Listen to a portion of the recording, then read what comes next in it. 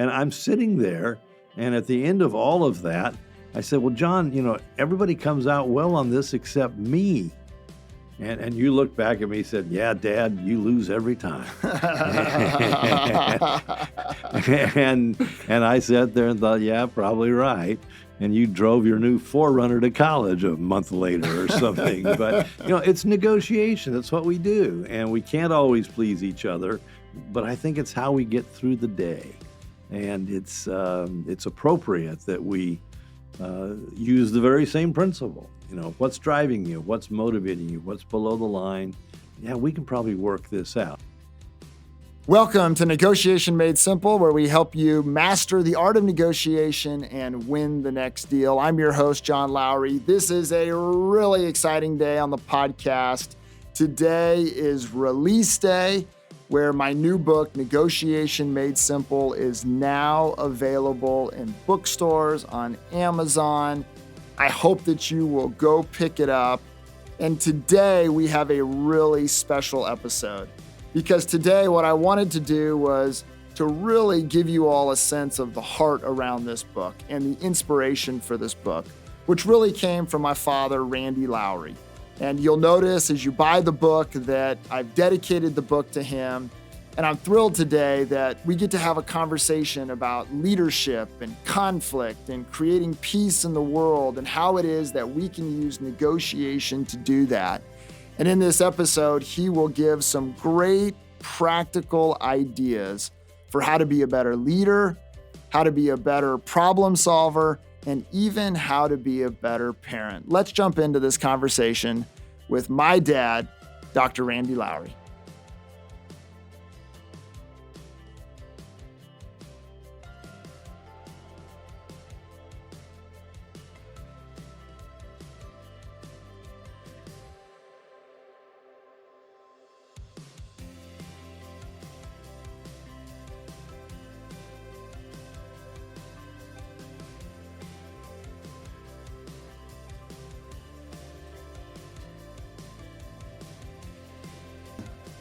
So the dedication of Negotiation Made Simple is actually dedicated to you.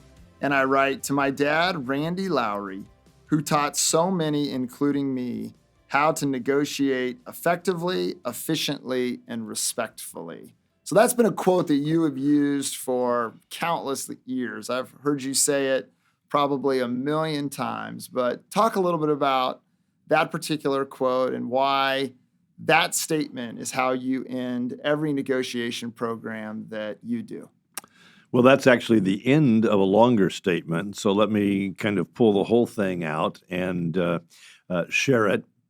It's a statement that essentially says peace is not the absence of conflict. It's the ability to deal with conflict effectively, efficiently, and respectfully. And in a sense, negotiation is all about creating peace. It's creating peace because there's already conflict and we need to work our way through it, or it's creating peace because we're on opposite sides of a deal we both want. And we want that deal. We want the peace that comes with the success of making the deal. And so how's that done? And my sense is that there is an effectiveness that needs to happen. There's an efficiency. We can't go on forever. And perhaps most profound, there's a respect. And when negotiators respect each other, when people who are in conflict even have enough respect for each other, they can get a deal, they're well served. So I'm really excited about this morning, and there's lots of different ways that I want to go in this conversation. But let's start right there with the respectfully part of this quote and the respect that you just talked about, and help us think a little bit and understand about how treating people really well is actually really, really good in getting what you want out of a negotiation. I remember my mentor in life, a college president, said one time, you don't have to like the people you work with to be effective and to be successful, but you do have to have some level of mutual respect.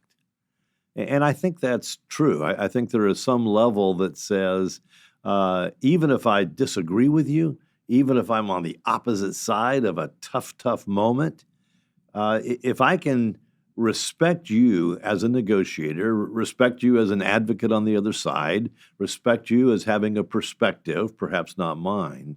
But if I can do those things, we then have the possibility of sitting down and putting a deal together. When respect is completely gone, then it seems like it's really hard to find that resource that allows us to even sit together. And especially today when we see so much disrespect out there, especially on social media and even in the media, it creates an environment where it's really difficult to be productive in conflict. Let's talk about conflict a little bit, because that's been the place where you have done most of your negotiating, whether it's as a party working through conflict or representing a party working through conflict. But you've also been in the seat of a mediator for years and years and years. And so for people that are in the midst of conflict and they're trying to think about how to work through it, here comes this idea of negotiation. And how is it that they can use the skill of negotiation to get through whatever problem plagues them today? Well, as you well know, there's a continuum of options when we have something we need to work on, either a conflict or a deal we want to put together. And if you think about conflict more for a moment, that option goes all the way from some kind of very, very informal conversation to violence on the other end. Well, in the middle are some things that are more productive than doing nothing and much more productive than violence. It's this communication process we use. We call it negotiation. It's a communication process to see if we can't find where there are interests that in fact come together and creative options that can be discovered so that we can get a deal. Mediation is really nothing more than facilitated negotiation. Imagine a table and the two negotiators on opposite sides of the table. Sometimes they can do it alone, but sometimes they need help.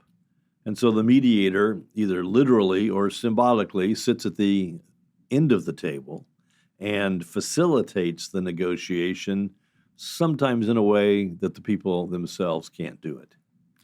So one of your famous lines is this idea of going below the line. Tell us what going below the line is all about. Well, if we think about two people needing to negotiate a deal, often they come together with two different perspectives of that deal. Or in the language we most often use, there's an issue and they have two different positions on the resolution of that issue. At times, they can work through that. They can each compromise and find a place where they can say, there's a deal, we can live with that. But at times, they can't. And what often happens then is they become committed to those positions. They think the only way they can convince the other side is to escalate their conversation or their behavior. And pretty soon, we're no longer negotiating. Well, if you would imagine a piece of paper and those two words, position, on opposite sides, draw a line underneath that, that's where this illustration comes from. The idea is going behind the positions, going to the place where they originated, trying to figure out why people took them. And so I would say go below the line, and below the line are things that we call interests. Psychologists or others might talk about needs. But they're those things that drive us, those things that cause us to take the position. They're very, very real. And because they're very real and they motivate us, they're going to have to be satisfied. And the grand difference between working above the line, arguing these positions, and working below the line, trying to understand the needs and the interests, is the creativity that might come. Because above the line, I'm trying to convince you of my concrete position. You're trying to do the same. Below the line, though, we're talking about what you need and how that can be satisfied. And many times, I can satisfy your needs, and you then can also satisfy mine. So what are some examples of things below the line? Like what is driving people to take these positions? Well, if you listen to the media and what sells, I was listening to the major national radio reports this morning, satellite radio, and you know, conflict sells. Differences are exciting to us. You don't have many news shows that end up with people solving problems. And they don't end up with people solving problems because that's not what's exciting. What's exciting is the fight, the fuss, to see how people can get invested in their differences. Well, that's fine for television and it's fine for entertainment. Doesn't work so well in life.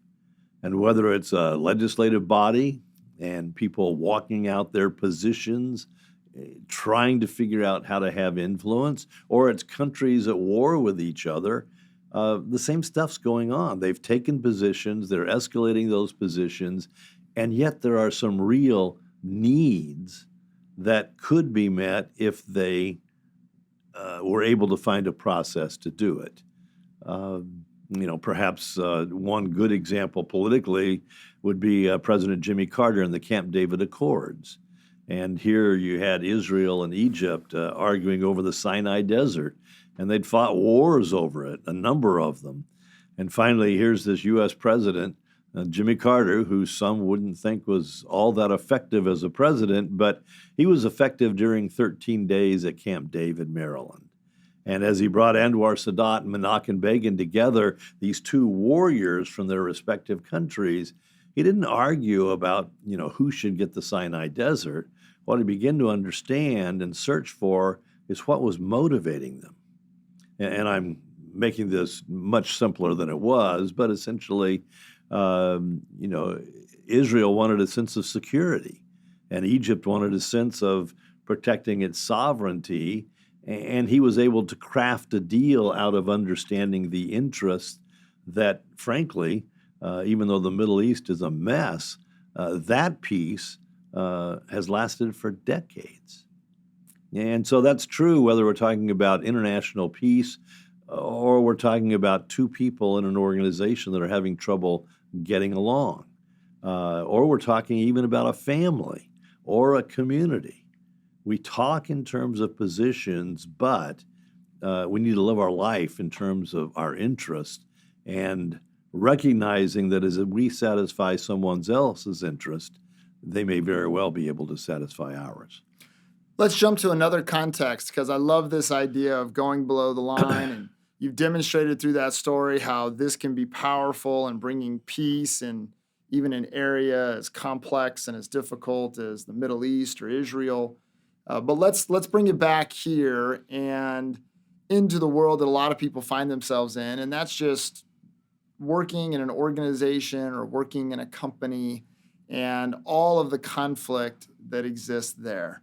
And so let's jump into a particular example, and I'd love to just get you to apply this to that and provide some thinking in terms of where to go. So let's assume, for example, at Thrivance, we have the opportunity to work with a lot of companies that have challenges amongst their executive teams, and sometimes the executive teams and the boards and all of that kind of stuff.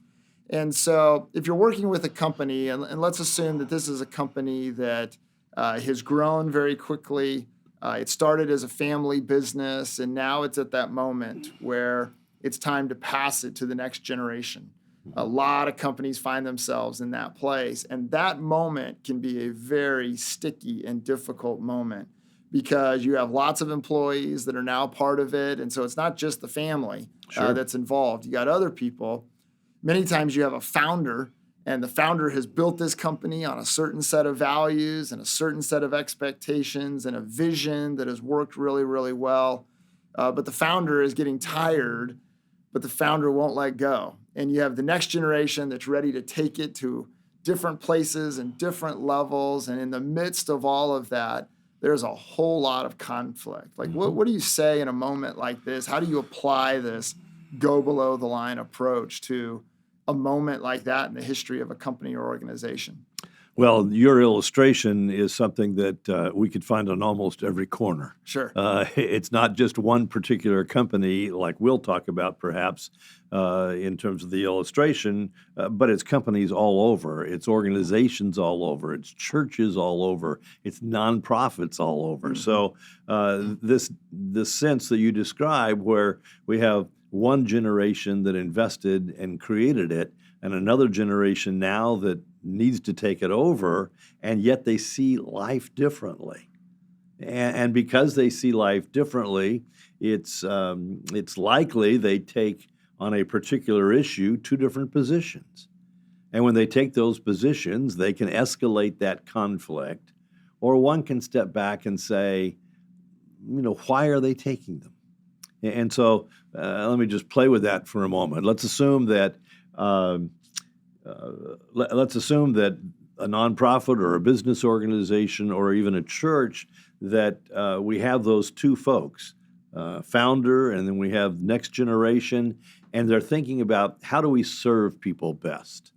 Well, it's likely they have different views of that because they did it or are doing it in very different times. And just take for a moment that, I'm stereotyping, but that the older person is more traditional in an approach, and the younger person is more innovative and creative in approach. Maybe even in the years in between, technology has emerged that never existed before. And so here they are saying, this is how we should take care of people, and yet their solutions are different. I would say, instead of arguing about that, and if I was the mediator, I'd take each side away alone, and I'd say, help me understand. What are you trying to achieve? And I bet you that I would hear essentially the same thing. Well, I'm trying to take care of my customers or my clients or my parishioners. Well, I am too. I mean, that in fact, the interest is in common, even though the approach or tactic is very different. And so when I found that those interests were in common, I would say, okay, let's think about let's brainstorm, if you will, let's finally get creative and say, how can we meet those? Now, obviously, in there somewhere, there's a little bit of give on each side. Perhaps technology doesn't come completely in instantly, but perhaps I don't stay doing it the way I used to do it without technology forever either. So there's some give and take in there, but they share a common interest. And they share even a larger interest, and that is to make the organization effective at what it's doing, to have the nonprofit carry out its mission, to have the business make money. And so they share plenty if we can get below the line with that conversation as opposed to above the line. Okay, another real-world challenge that I wanted to present to you, because this is really good stuff and I think helpful for people. One of the other sources of conflict that businesses are facing today on a wide scale is the hybrid work environment. And Sure. You have people that We're actually in an office today, aren't we? We are in an office. We're like the only ones in the office, though. So in this world where COVID launched us into this different kind of working environment, you have this challenge to where the expectation is, and it's documented all over the place. All the research would say, if you make people come back, you're going to have problems because folks don't want to come back 5 days a week sitting at their desk the way that it used to be. But at the same time, you've got managers that say, yes, but productivity has to remain. In fact, productivity needs to continue to improve. And so as we look at productivity, we've got to make sure that we're seeing what we need to be seeing there, even though we want to provide the flexibility that we provide. And so in a moment like that, if you're a manager, how is it that you work through that conflict in terms of having your folks perform at the level they need to perform, but giving them the flexibility that they need so you can actually retain them on your team? Well, I can't talk about it in relationship to every corporation in America. Sure. But what I do see is interesting. You'll see an article in the paper that'll say, whatever the corporation name is, has ordered its people back to work. And as of the first of next month, everybody is going to have to be in the office. And then you have in the same article the people saying, I don't want to do that, I'm not going to do it, I'll quit if I have to, blah, blah, blah. Well, they're dealing with exactly what we're talking about. The issue of whether employees have to come back to work. One takes a position yes, one takes a position no, and there's conflict. Sure. What you've not seen much of, and maybe it goes on, but I think it probably doesn't, you haven't seen much in terms of a corporation that says, we've got a challenge here. We have some corporate values or corporate interests that need to be met, and we're having trouble meeting them because our employee workforce isn't here. What would it be like if, perhaps with a mediator, management and employees sat down and said, let's talk about this? Because they each have legitimate interests. It's not that they're trying to mess each other up. They both want the corporation to work. But what if they talk to each other? And management said, we're going to get together. We're going to spend the next 3 months. We're going to be in conversations, deep conversations, to see if there aren't some more creative ways to satisfy the interest of employees as we satisfy the interest of the corporation.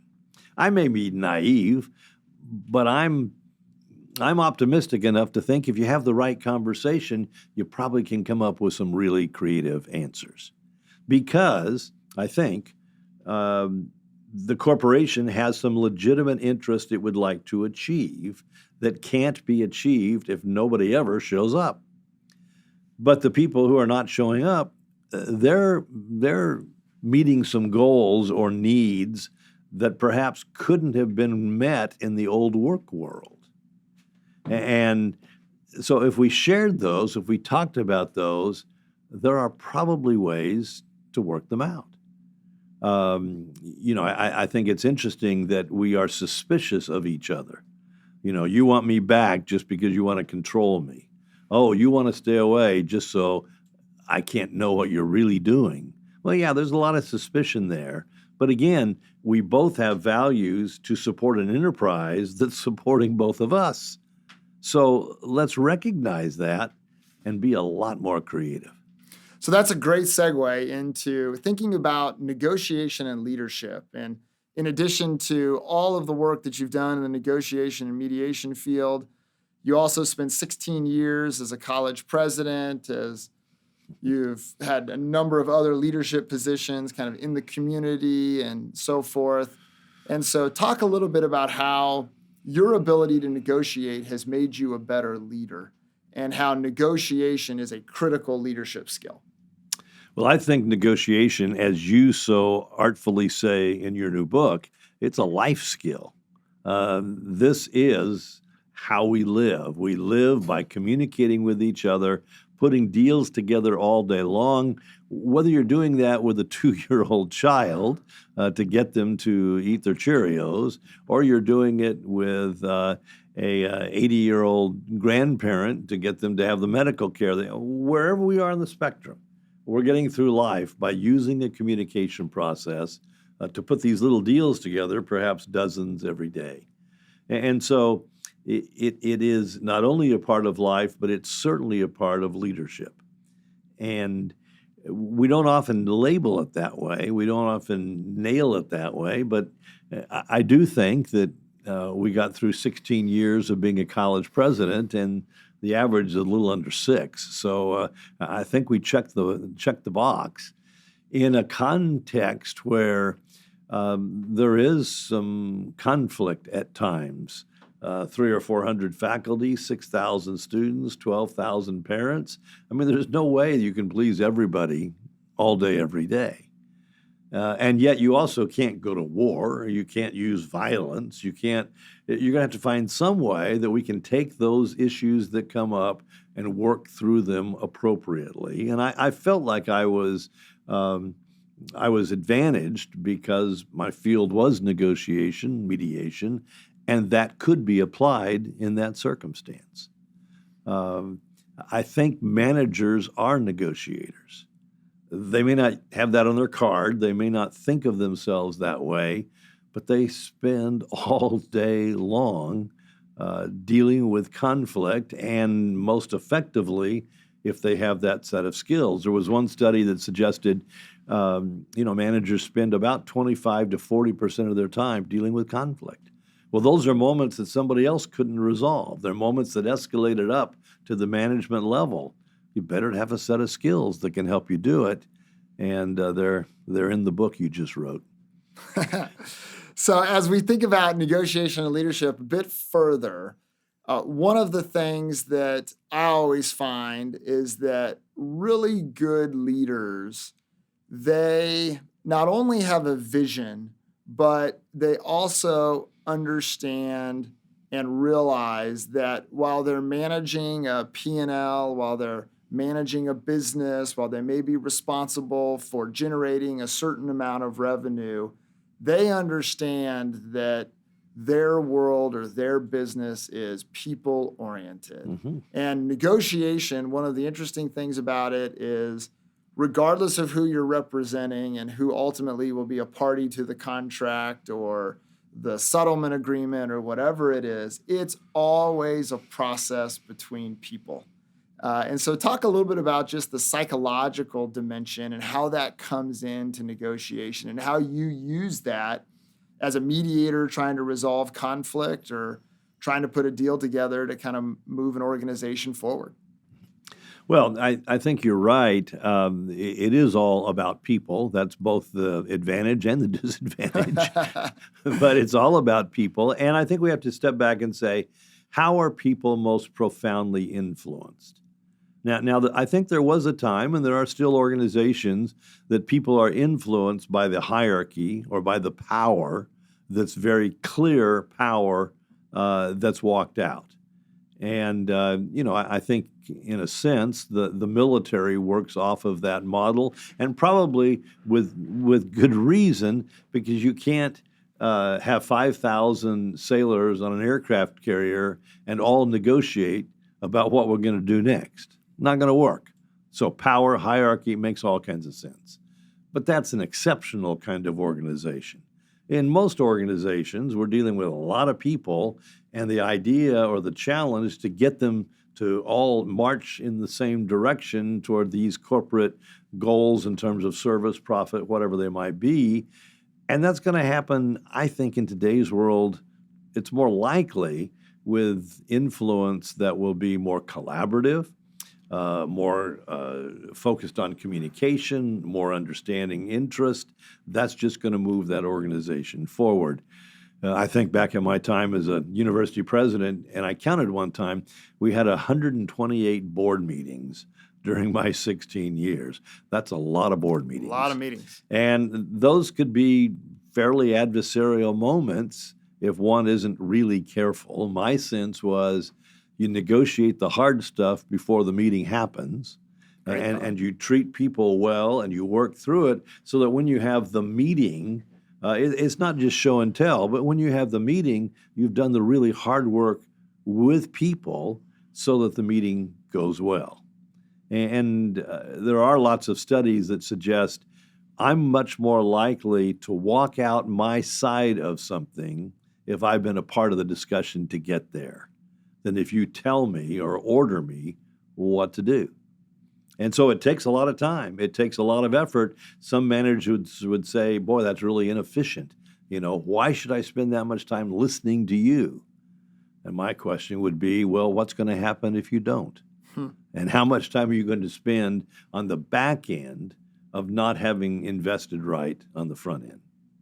That's some great counsel. So you spent a lifetime negotiating, mediating. What's your favorite story that you like to tell about a moment of negotiation or a moment of conflict resolution? Well, there are lots and lots of stories. Most of them would take way too long to tell, but let me try to abbreviate this one.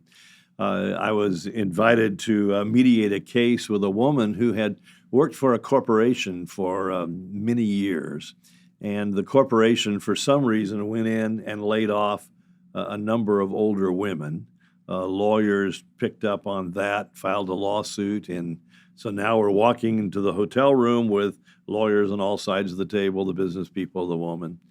And the lawyers did a great job of what lawyers do. They argued for the first hour or two from their positions as to who was at fault.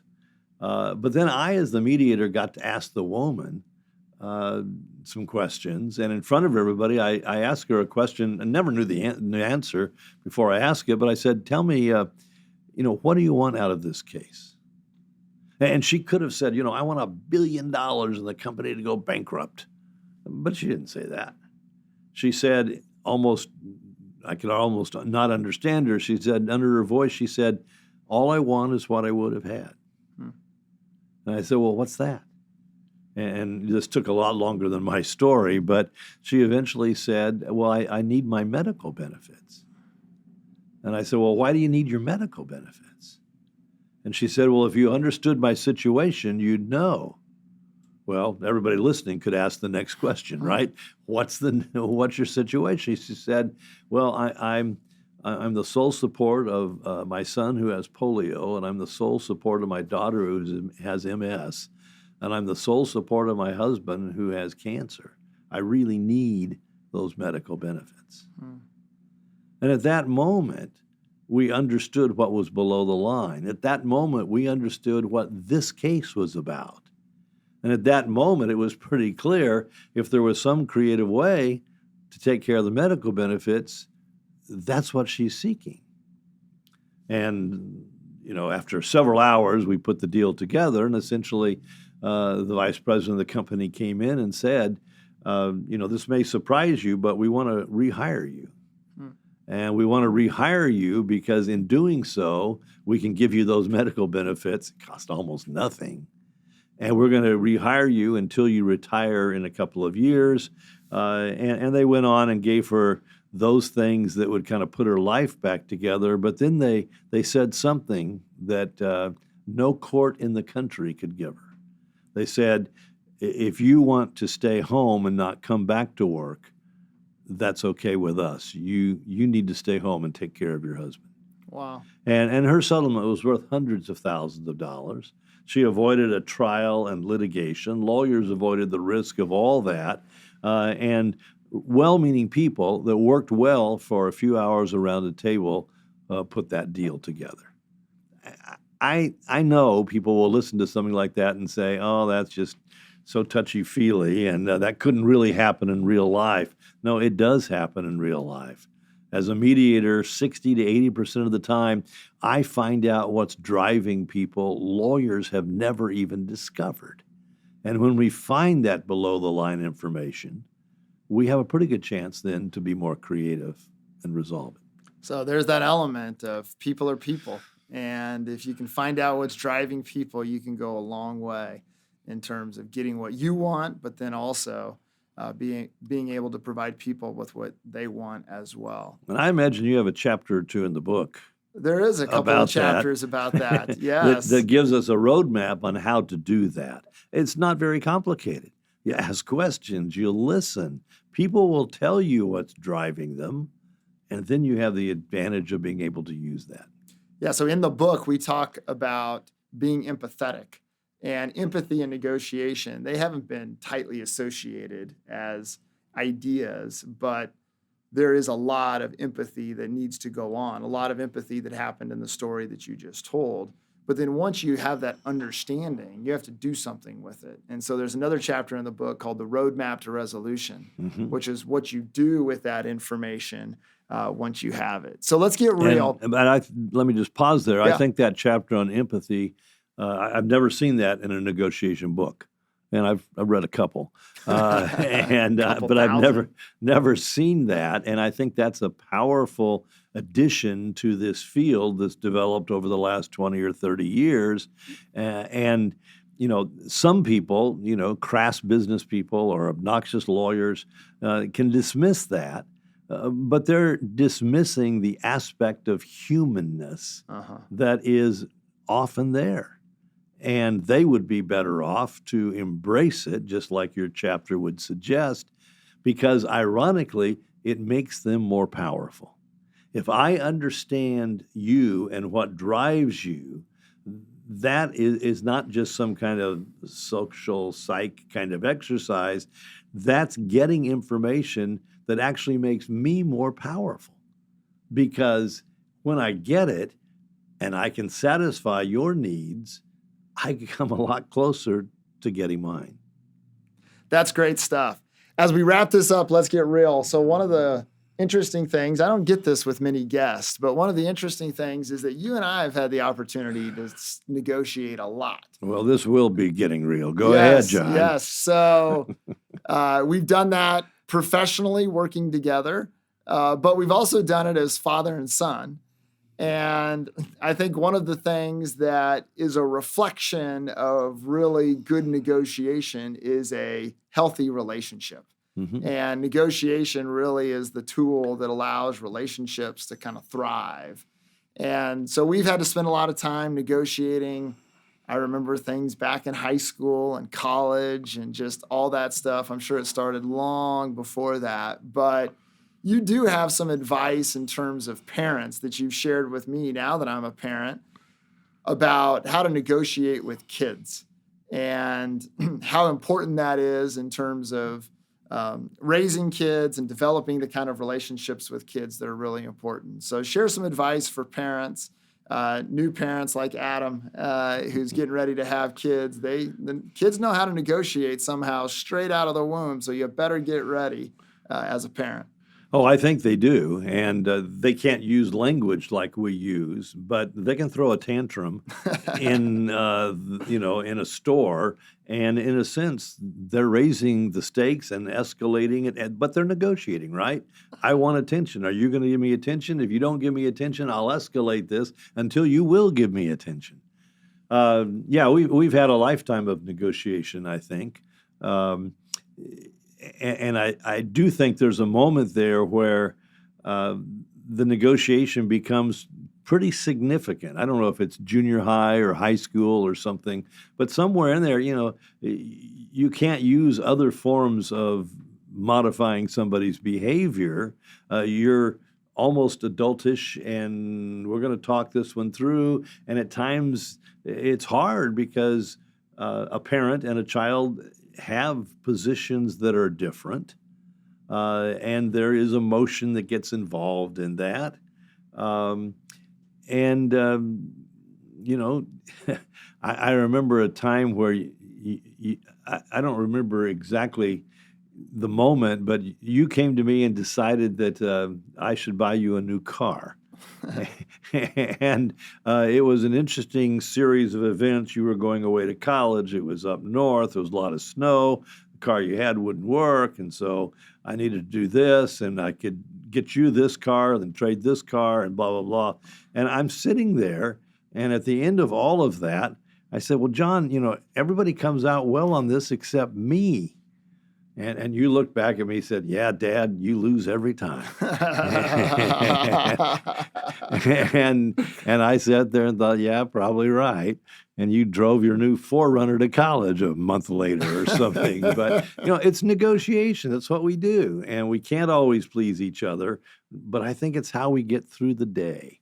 And it's appropriate that we use the very same principle. What's driving you? What's motivating you? What's below the line?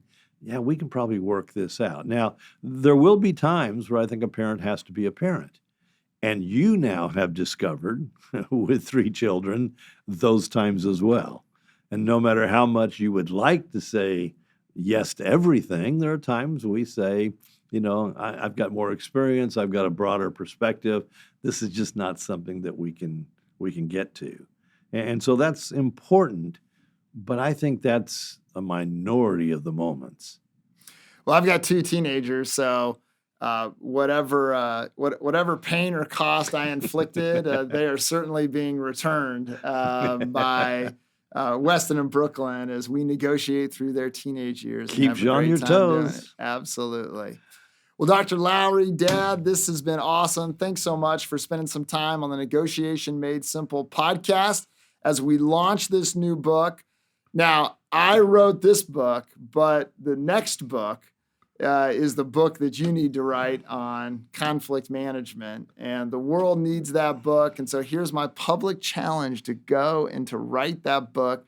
Spend some of those retirement years getting up early and writing. You'll actually love it. It's a great, great exercise. And I guess that's the beginning of another negotiation. There you go. Great job on the book. Bless you, son. Wow, what an incredible conversation with my father, Dr. Randy Lowry. It's been so special having him on the Negotiation Made Simple podcast. I love what he said about the importance of the people elements around negotiation. Take with you that idea that he shared about going below the line, about understanding the interests that drive people to take positions. It's stuff like that that can make all the difference in terms of dealing with that problem employee or trying to get that business deal done, or even going home and being a better parent and building the relationships with your teenager. That is outstanding advice. And it's just been incredible to have Dr. Lowry here on the show on this very special day where my new book, Negotiation Made Simple, is being released worldwide. I hope you'll go and pick it up. It's in bookstores, or you can jump on Amazon or wherever you buy books. And in this book, Negotiation Made Simple, you will get a very simple, practical framework in which you can place every negotiation. And as a result of that, you can get more of what you want in life. Thank you for listening to the Negotiation Made Simple podcast. We'll look forward to seeing you on the next episode.